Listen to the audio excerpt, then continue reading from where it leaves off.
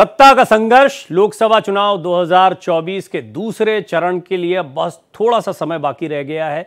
चुनावी घमासान, लगातार चुनाव प्रचार, बयानबाजियां, वार पलटवार होते रहे हैं।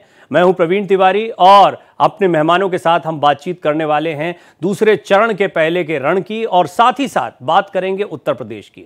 लोकसभा चुनाव के रण में यूपी में एक तरफ जहां बीजेपी सभी 80 सीटों पर जीत का दावा कर रही है, तो वहीं दूसरी तरफ कांग्रेस और समाजवादी पार्टी अपनी पारंपरिक सीटों पर जीत हासिल कर अपनी खोई जमीन बचाने की कोशिश में जुटी हुई हैं।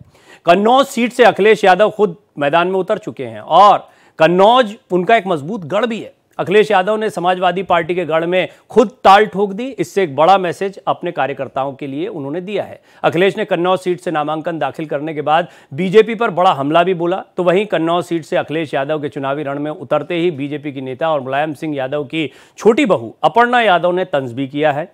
अपर्णा ने कहा कि लोग बीजेपी को पूर्ण बहुमत से जिताने का मन बना चुके हैं, तो वहीं अब समाजवादी पार्टी और इंडिया गठबंधन के बड़े नेताओं ने चुनावी मैदान में उतरने का तय किया है, क्योंकि उन्हें पीएम मोदी से डर है। इसलिए वो अपने बड़े नेताओं को मैदान में उतार रहे हैं। ये सारी बातें अपर्णा यादव ने कही। खबर यह भी है कि राहुल गांधी फिर से अमेठी से चुनाव लड़ सकते हैं और प्रियंका रायबरेली सीट से चुनावी रण में उतर सकती है।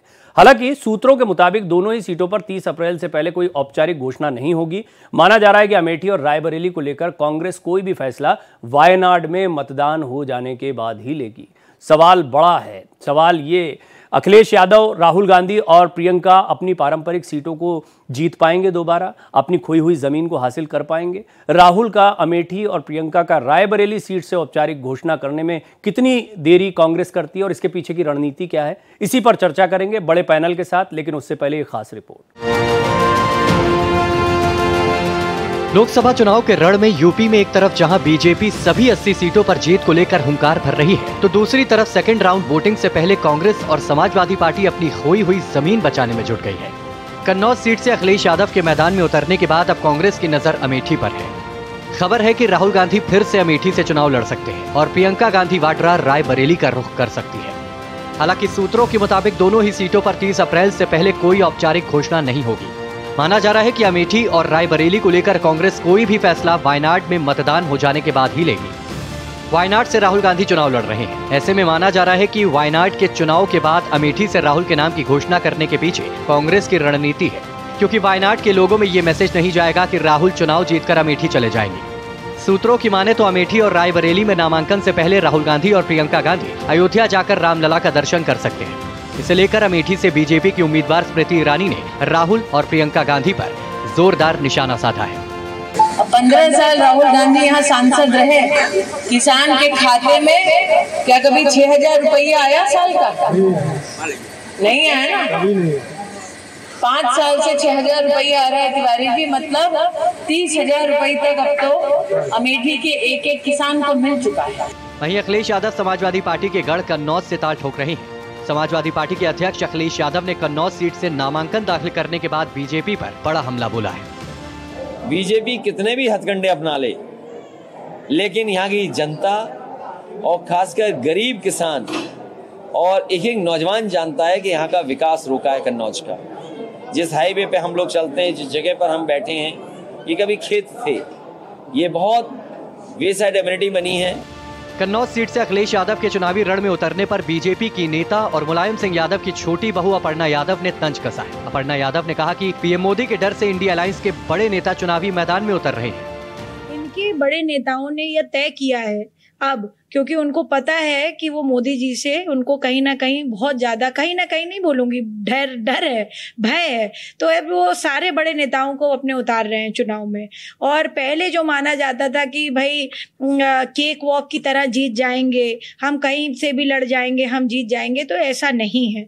जबकि मैं तो ये कहूँगी कि आदरणीय नेताजी यानी मुलायम सिंह जी, जो मेरे ससुर भी हैं, उनकी वजह से जो है बहुत सारी सीट्स सेफ मानी गई, क्योंकि उन्होंने अपने दम पे और अपने पीपल्स कनेक्ट की वजह से वो उस पे मेहनत करके उन सीट्स को बड़ा सेफगार्ड बनाया। पर उन सीटों पर भी भारतीय जनता पार्टी ने अपने वर्चस्व स्थापित किया है। कमल का फूल उन सीटों पर भी खिला है और प्रधानमंत्री जी निश्चित रूप से तीसरी बार प्रधानमंत्री बनेंगे। कोई भी मैदान में उतर आए जो है मुझे पता है भारतीय जनता पार्टी अपनी पूर्ण बहुमत की सरकार बनाएगी और बनाने जा रही है। दरअसल कन्नौज समाजवादी पार्टी का गढ़ रहा है, लेकिन पिछली बार यहां बीजेपी ने समाजवादी किला ढहाते हुए कमल खिला दिया था। वहीं अमेठी में राहुल को स्मृति के हाथ हार झेलनी पड़ी थी। यही वजह है कि दोनों बड़े नेता यूपी में अपनी पारंपरिक सीट पर जीत हासिल कर यूपी में अपनी खोई हुई जमीन वापस लेना चाहते हैं, क्योंकि दिल्ली का रास्ता वाया यूपी होकर ही गुजरता है। Bureau report, Bharat express.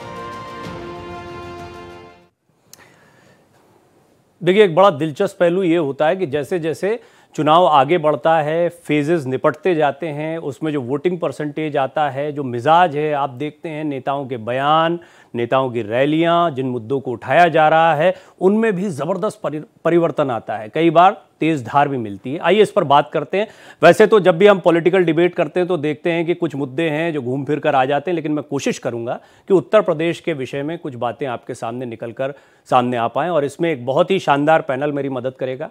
Doctor कौशल कांत मिश्रा जी भारतीय जनता पार्टी के प्रवक्ता मेरे साथ जुड़ रहे हैं, गीता भट्ट जी मेरे साथ जुड़ रही हैं, राजनीतिक विश्लेषक हैं, डॉक्टर एस.के. दुबे जो कि समाजवादी पार्टी के प्रवक्ता हैं वो मेरे साथ जुड़ रहे हैं, और कांग्रेस का यहां मंच पर प्रतिनिधित्व करने के लिए भरत सिंह जी मेरे साथ जुड़ रहे हैं। आप सभी का मैं बहुत बहुत स्वागत करता हूं। शुरुआत में गीता जी आपसे करना चाहूंगा। मैं चाहता हूं एक जरा न्यूट्रल व्यू आ जाए।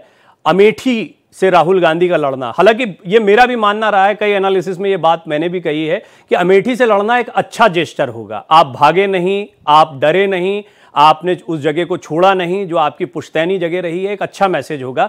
पर आपको लगता है कि प्रियंका रायबरेली से, राहुल अमेठी से अगर ऐसा कोई समीकरण आता है तो ये कांग्रेस के लिए एक बूस्टर का काम उत्तर प्रदेश की 80 सीटों पर करेगा?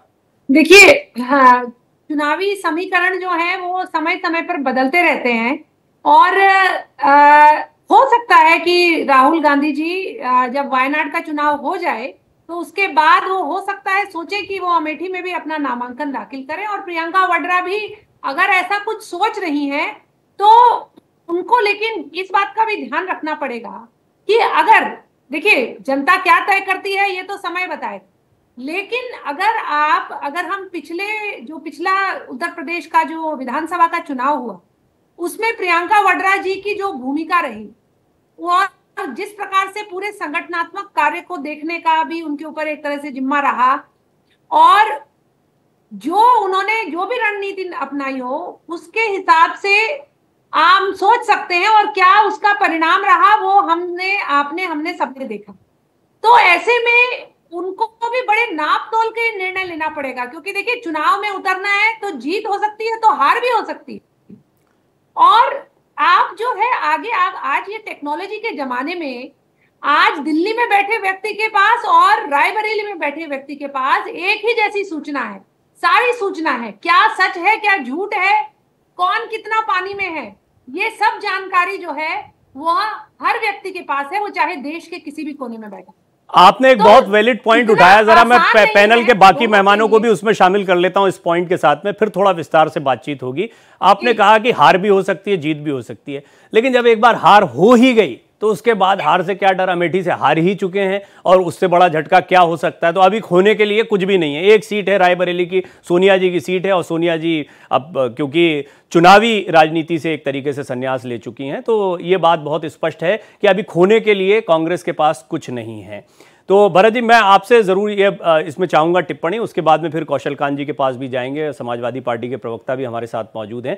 लेकिन आप बताएं, आपको लगता है कि ये जो देरी हो रही है इसमें एक डर भी है कि तभी उतरे मैदान में जब जीत पक्की हो, वरना हार गए तो किरकिरी हो सकती है? देखिए प्रवीण जी, अगर कि हार और जीत तो अपनी जगह पे है, जब दो लोग लड़ते हैं तो एक हारता है और एक जीतता है, मगर जिस तरह से अगर आप ये कह रहे हैं कि ये देरी हो गई है, तो देरी नहीं होता है, एक रणनीति होती है, हर पार्टी का जो है एक रणनीति के तहत काम किया जाता है, और उसी के तहत हमने ये डिसाइड किया था कि कब उतारना है। कर्नाटक, हिमाचल, यहाँ तो रणनीति ये थी कि बीजेपी से पहले आपने लिस्टें जारी कर दी थी, और इसी को एक परफेक्ट रणनीति माना जाता है कि आपके पास पर्याप्त लड़ने वाले उम्मीदवार हैं और आप सबसे पहले उम्मीदवारों की लिस्ट जारी करें। देखिए, अगर आप इस तरह से अगर आप ये कहेंगे तो मैं जिस जगह पे बैठा हूँ आज ही, हमारे यहाँ पे, मैं महाराष्ट्र की मुंबई में बैठा हूँ, और मुंबई में आज ही हमारी वर्षा गायकवाड़ का जो है वो नाम इस कॉन्स्टिट्यूएंसी से डिक्लेयर आज हुआ है, मगर भाजपा अभी तक तय नहीं कर पाई है कि किसको लड़ाना है किसको नहीं लड़ाना है।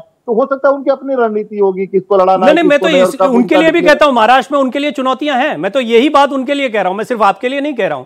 जो भी लेट उम्मीदवारों को तय कर रहा है उसके लिए कंफ्यूजन है। प्रवीण भाई, जब कोई भी राजनीति में या चुनाव लड़ता है तो चुनौतियां होती हैं, चाहे वो भाजपा हो, चाहे वो कांग्रेस हो, चाहे कोई पार्टी हो, चुनौतियों से भागा नहीं जाता है। जिस तरह से सारी मीडिया, सारे एंकर, सारे, जैसे आप भी बोल रहे हैं कि भाई लेट हो गया, पहले तो कह रहे थे भाग रहे हैं, कोई भागा नहीं है। राहुल जी वहीं पे लड़ेंगे, डट के लड़ेंगे, क्योंकि वहां की जनता की मांग है, वहां के लोगों की मांग है कि राहुल जी आए। और इस बार जो पिछले 10 साल में नहीं हुआ, जो पिछले 10 साल में हमने जो है भाजपा के एक तरह से भाजपा को झेला है, स्मृति ईरानी को झेला है, और उसका जो है बदला लेने के लिए जो लोग राहुल जी को देख रहे हैं बड़ी उम्मीदों के साथ, कांग्रेस पार्टी को देख रहे हैं बड़ी उम्मीदों के साथ कि राहुल जी या कांग्रेस पार्टी है, ये जो महंगाई, बेरोजगारी, भ्रष्टाचार, नौजवानों, आज देखिए 2 करोड़ की नौकरी की बात हुई, ये सारे जो है जुमलों के साथ आए थे। ये जुमलों को कोई खत्म कर सकता है तो वो कांग्रेस पार्टी खत्म कर सकती है, ठीक है, और वो राहुल गांधी खत्म कर सकते हैं। ठीक है। कौशलकांत मिश्रा जी, ये बात तो तय है कि राहुल गांधी अगर अमेठी से चुनाव लड़ते हैं, हालांकि औपचारिक घोषणा इसकी जैसा मैंने बताया कि वायनाड के बाद ही ये संभव हो पाएगा, लेकिन मिश्रा साहब आप मुझे ये जरूर बताएं कि इसका एक इम्पैक्ट तो जाएगा, ये तो तय हो जाएगा कि जैसा स्मृति जी कह रही थी कि डर गए हैं, नहीं आएंगे, वो डर नहीं दिखाया, ताकत के साथ दोबारा आते हैं तो निश्चित तौर पर कार्यकर्ताओं में एक मैसेज और उत्साह तो बढ़ेगा ही। देखिए, डर तो इसी बात से साबित होता है कि वायनाड में जब तक चुनाव नहीं हुआ तब तक अभी तक घोषणा नहीं कर पाए। क्योंकि जब ये वायनाड से लड़ने गए थे तो इन्होंने अमेठी की जनता, प्रदेश की जनता के बारे में कहा था कि वहां की जनता तो नासमझ है, और इस तरह जो शब्द उन्होंने यूज किए थे वो मैं यूज भी नहीं कर सकता। आप ये समझिए कि जब 15 साल लगातार राहुल गांधी रहे वहां पे, और ये उनकी पुश्तैनी सीट कही जाती है। एक बार मैं जा रहा था, आज से राहुल गांधी जब सांसद थे उस समय, 14 किलोमीटर गौरीगंज से मुसाफिर खाना एक सड़क है, मुझे ये नहीं समझ में आ रहा था कि मैं सड़क पे चल रहा हूं कि गड्ढे में चल रहा हूं, या गड्ढे में सड़क थी या सड़क में गड्ढा था, ये पता नहीं चल रहा। फिर अभी दोबारा जाना हुआ तो एक फर्राटेदार सड़क मिल रही है। आपको क्या पता है, इतने सालों की पैतृक कहें, एक तरीके से कहें खानदानी जमीन सीट होने के बावजूद भी वहां पे सामुदायिक केंद्र नहीं था, स्मृति जी ने खोला। वहां पे मेडिकल कॉलेज नहीं था, स्मृति जी ने खोला। वहां पे सैनिक स्कूल नहीं था, कोहार गांव है वहां पे, उसी के पास, उसी के बगल में एक सम्राट साइकिल की फैक्ट्री लगी थी जो इनके लोगों ने लगाई थी। वो कानूनी पचड़े में फंस गई, क्योंकि जिस जमीन पे वो फैक्ट्री लगाई गई थी उस पे कानूनी पचड़ा था, इन्होंने लगाई तो पर बंद हो गई। 300 एकड़ का इंडस्ट्रियल कॉरिडोर बन चुका है, जिसमें से करीब 70 से 80 यूनिट्स पे काम हो रहा है। ठीक है डॉक्टर मिश्रा, मैं आपको एक चीज और ऐड करना चाहूंगा। मैं थोड़ी देर के लिए समाजवादी पार्टी को भी शामिल करूंगा, और मैं आपको बता दूं कि क्योंकि रायबरेली, अमेठी और उत्तर प्रदेश के कई क्षेत्रों में मेरा खूब रहना हुआ, खूब चुनाव कवर किया, इन जगहों पर यहाँ के स्थानीय लोगों से खूब बात हुई, मैं इस बात से इनकार नहीं कर सकता कि स्मृति ईरानी ने वहां पर अपनी जमीन को मजबूत किया है, कार्यकर्ताओं का एक बड़ा काडर अपने साथ वहां पर लेकर आया जहां कांग्रेस की एक बहुत ही मजबूत जमीन या जड़ थी। दुबे साहब, ब्रेक पर जाऊं उससे पहले मैं आपको भी इस अमेठी वाली चर्चा में जरूर शामिल करना चाहूंगा, और उस पर यह टिप्पणी चाहूंगा कि कन्नौज में निश्चित तौर पर एक समय ऐसा लग रहा था कि समाजवादी पार्टी अपना उम्मीदवार भी उतार सकती है, और अखिलेश यादव गए भी थे वहां पर कन्नौज। आपको याद होगा तब आप लोगों के समीकरण नहीं बैठे थे कांग्रेस के साथ में। आपको क्या लगता है, क्या मैसेज जाएगा अमेठी से अगर राहुल गांधी चुनाव लड़ते हैं तो? नहीं, देखिए, ये तो कांग्रेस का डिसीजन है कि कांग्रेस क्या करती है, उसको कौन कैंडिडेट अच्छा लगेगा, जो कैंडिडेट अच्छा लगेगा, वहाँ की जनता क्या चाहती है, कांग्रेस के वर्कर क्या चाहते हैं, तो निश्चित तौर पर पार्टियां तभी डिसाइड करती हैं कि जब वहाँ की जनता चाहती है, और उसी के बेस पर उसका सिलेक्शन होता है। लेकिन यहाँ मैं अभी सुन रहा था कि भारतीय जनता पार्टी के जो प्रवक्ता अभी बोल रहे थे कि मैं पहले गया था और सड़क ऐसी थी और बाद में गया तो एकदम फर्राटेदार थी। तो महोदय, मैं आपको बताना चाहता हूँ कि आप थोड़ा उत्तर प्रदेश के और भी जिलों में घूम लीजिए तो आपको हकीकत पता चल जाएगी। क्योंकि मुझे याद है कि जिस वक्त जो स्टूल मंत्री समय हैं, जिनको स्टूल मंत्री कहा जाता है, पब्लिक बोलती है, मैं नहीं बोलता हूं, मैं तो सम्मान करता हूं हर संवैधानिक पद पर बैठे हुए व्यक्ति का, लेकिन जो उप मुख्यमंत्री हैं मौर्य साहब, उन्होंने पहली गवर्नमेंट में ये बोला था कि 1 साल के अंदर उत्तर प्रदेश की समस्त सड़कें जो गड्ढा युक्त है वो गड्ढा मुक्त हो जाएंगी। लेकिन अफसोस 5 साल कहां चले गए पता नहीं, और 2 साल कहां चले गए पता नहीं, और आज भी सड़कें, और हम उस चीज का एग्जाम्पल देते, मैं कभी सुनी हुई चीज की बात नहीं करता हूं, मैं हमेशा उस चीज की बात करता हूं जो मैं प्रत्यक्ष देखता हूं और सुनता हूं। मैं अपने जिले की बात करता हूं, इटावा जिले की, कि इटावा जिले से और फरुखाबाद जिले पे आप जाइए तो आप देखेंगे कि इतनी गड्ढा है कि आपकी शायद गाड़ी पंचर भी हो जाए। और पैचेस में है, पैच मैं 3,500 किलोमीटर घूमा हूँ दुबे साहब, डॉक्टर दुबे, मैं 3,500 किलोमीटर घूमा हूँ और मैं ये मानता हूँ कि पैचेस में गड्ढे आते हैं, लेकिन आप ये कहेंगे कि पहले से इंप्रूव हो गया।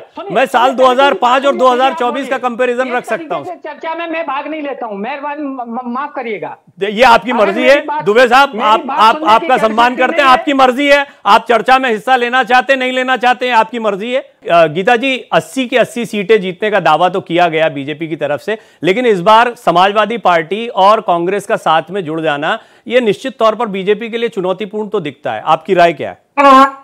देखिए तिवारी जी, ऐसा तो है नहीं कि पहली बार जो है लड़कों का साथ इकट्ठे आया है। ये जो एक प्रयोग है, ये प्रयोग पहले भी किया जा चुका है उत्तर प्रदेश में, लेकिन उसका क्या परिणाम आया था वो तो हम सब अच्छे से जानते हैं। और उसके बाद जब सत्ता हाथ नहीं लगी थी तो यूपी को लड़कों का साथ पसंद है, उनका साथ कैसे विच्छेद हुआ था, कैसे अलग हुआ था, वो भी हमारे सामने। तो देखिए आजकल आज का जो वोटर है, मैं समझती हूँ उसके अंदर वो इतनी समझ है, अगर जो राजनीतिक दल जो एक साथ आ रहे हैं, गठबंधन में आ रहे हैं, वो कितना आगे अगर सरकार में आते हैं तो किस प्रकार की योजनाओं को वो आम जनता तक ला पाएंगे, वेलफेयर स्कीम्स हैं उनको जनता तक ला पाएंगे।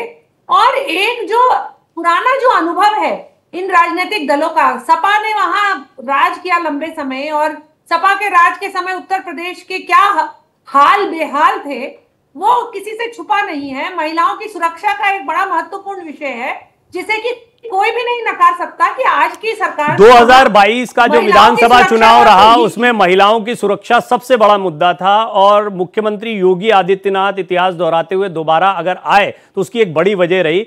दुबे साहब, आप कह रहे थे कि आप चर्चा में अपनी बात रखना चाहते हैं, तो मैं चाहूंगा थोड़ा विषयांतर ना करते हुए, आपको लगता नहीं कि सुरक्षा व्यवस्था, आपने सड़कों की बात की, सड़कों में ऐसा भी कहा जाए कि बिल्कुल ही सुधार नहीं हुआ, सुरक्षा व्यवस्था में सुधार नहीं हुआ, तो फिर ये जनता क्यों चुनकर भेज देती है दोबारा? जी दुबे साहब, आप ही का मौका। देखिए तिवारी जी, उसमें कैसा है, मैंने उस चीज को कोट किया कि उन्होंने ये शब्द कहा था कि मैं उत्तर प्रदेश को गड्ढा मुक्त कर दूंगा। यानी कि उत्तर प्रदेश में कोई भी, जब पत्रकार ने पूछा कि कैसे, तो उन्होंने बोला कि उत्तर प्रदेश में गांव से लेकर शहर तक एक भी सड़क ऐसी नहीं होगी जहां गड्ढे होंगे। मैंने उस परिप्रेक्ष्य में ये बात कहा कि आज भी उत्तर प्रदेश में, चूंकि मैं राजनीतिक दल से जुड़ा हूं, कार्यकर्ता हूं, तो घूमने का मौका मुझे मिलता है, तो मैं भी कई जगह जाता हूं तो देखता हूं कि हकीकत और जो उत्तर प्रदेश की सरकार बोलती है उसमें जमीन आसमान का अंतर है। देखिए, इंप्रूवमेंट करना हर सरकार की जवाबदारी है, सरकार कुछ ना कुछ तो काम करेगी। लेकिन जहां तक आपने एक सवाल किया कि आखिरकार दोबारा क्यों चुना, तो मैं आपको बड़े ईमानदारी के साथ कह सकता हूं कि 2 चीज पर ये चुनाव जीते हैं। एक जो हिंदू मुस्लिम, और दूसरा कि इन्होंने ये कमिटमेंट किया था कि हम राम मंदिर बनाएंगे।